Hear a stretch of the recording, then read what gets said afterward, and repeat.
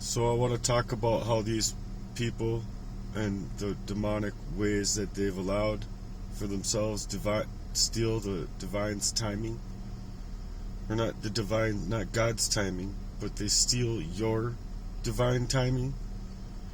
What I mean by that is that the timing that you would take for or towards the Lord regarding your sanctum, your inner sanctum, about your love life, and how your values are, and we're trying to be taken out, they end up creating delays and distractions, an urgency to play up these fake crises in order to pull you off course.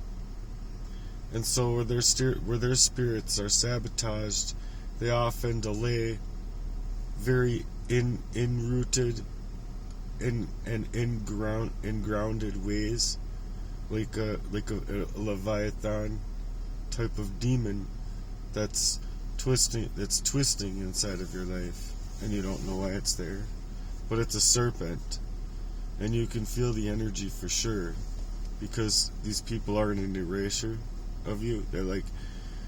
They need to ensure that they are trying to have you miss heaven's gates, so to speak, by how they're entangling you emotionally, leaving you emotionally exhausted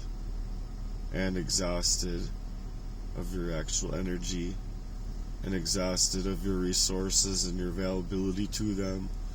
So you're being manipulated, so you have to continuously move different, and then you're ultimately being shifted somewhere else, you see.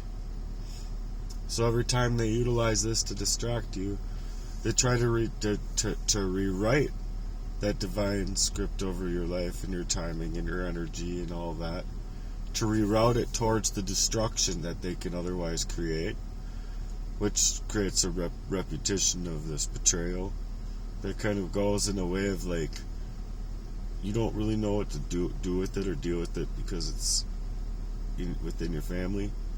But the social betrayal patterns you recognize, and you start to see them as, these are your friends and family. These are supposed to be your friends and family.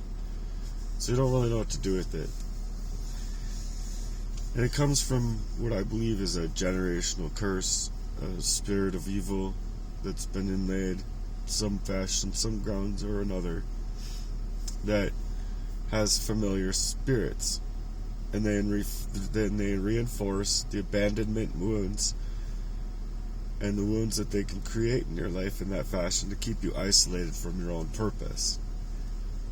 And then by using those closest to you in whichever way works best for them, basically normalizes the sabotage in your life, and they enable it to make it look like it's all you, eroding upon your own self, when it is literally these circles around you that are keeping you in this cage. But they don't want to step into the ring. But see, that's how God exposes who's truly with you, who's truly for you, when you're really just trying to grow. You deserve to be able to grow. But they start emotionally siphoning through the trauma bonds that they create. It's taking you out of context, literally everywhere, leaving you in loops with the blinders on of your whole self and soul, and residual of self could otherwise be without these very tactfully and meaningfully of the destructive kind. Completely annihilates a person's life. So these are spiritual ties. They're very unholy ties, because they're not seeking the same face of God, I feel, where it's to suggest that we come onto each other's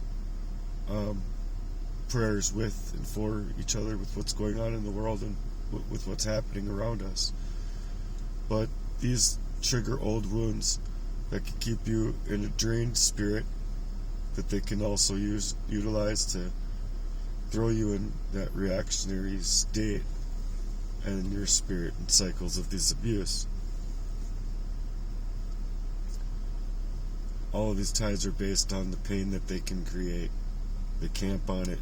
They create campaigns, smear campaigns, setups, siphoning your data, your resources, your time and energy, and ultimately the whole systemic of ability to be able to break these roots are in control of by very powerful demons. So you have to heal the root somehow within your prayer value in order to put the brakes on to what is siphoning you. Basically what has been there, siphoning you away in complete fashions, meaning to pervert your life, But yeah, these people are siphoning your energy, your truest essence of who you would otherwise be. And so the false apologies will come.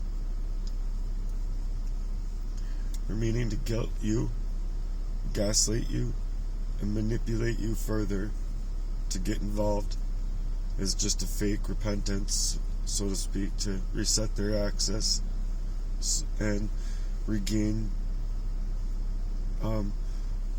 access to your spirit.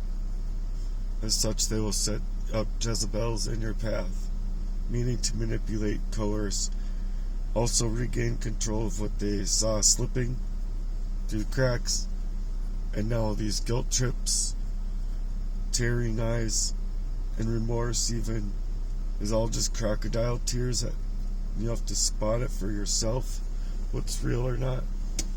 But true repentance comes from that transformation and that covenant, and a person staying convicted to their own selves with the Lord. Otherwise, it's just a false apology. It's just some kind of reset button for more dominion and more control. And then there's the sexual perversion, which we'll go on next with, but it's just, that's too much to talk about.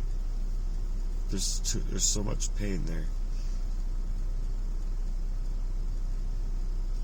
But I'm trying to help people through it, so I'll work on that next, and then we'll get there. For now, I appreciate y'all for being here, and excuse my voice. It's like I drink too much coffee and I'm losing my voice here and there. But I've been targeted in fashions that have been making it really, really hard for me in my grind to just press forward and continue. And so I want people to know that's why I'm out here. I'm asking for help in that way, because I would really like to grow this mission, and I have a whole idea around a whole campus of ideas that's like it's seriously ready to take it to the next level, I think. So I don't think that your money would be anything but well spent, even if I didn't take it all the way to where I wanted it to go. I'd appreciate the support out here, though. Thank you.